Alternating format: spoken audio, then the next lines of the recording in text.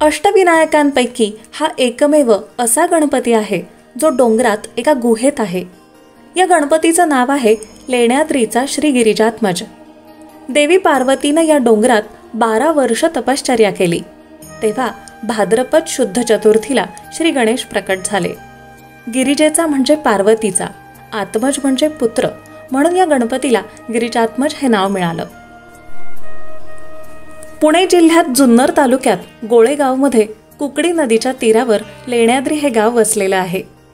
त्या जवळच्या डोंगरात 18 गुहा आहेत. त्यापैकी एका गुहेत गिरिजात्मजाचं देऊळ आहे. या गुहेला गणेश लेणी असंही म्हणतात. विशेष म्हणजे संपूर्ण देऊळ एका अखंड दगडापासून बनलेलं आहे. देवळात येण्यासाठी 307 पायऱ्या चढाव्या लागतात.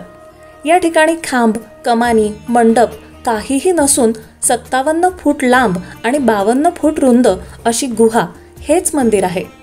आत एकही बल्ब नसून सूर्यप्रकाशाचाच उजेड इथे असतो. आत गेल्यावर पहिल्यांदा पाठमोऱ्या मूर्तीचं दर्शन घडतं. श्री गिरिजात्मजाची ही मूर्ती इतर अष्टविनायकांप्रमाणे आखीव रेखीव नाही. मूर्तीची नाभी आणि कपाळ हिरे जडित आहे.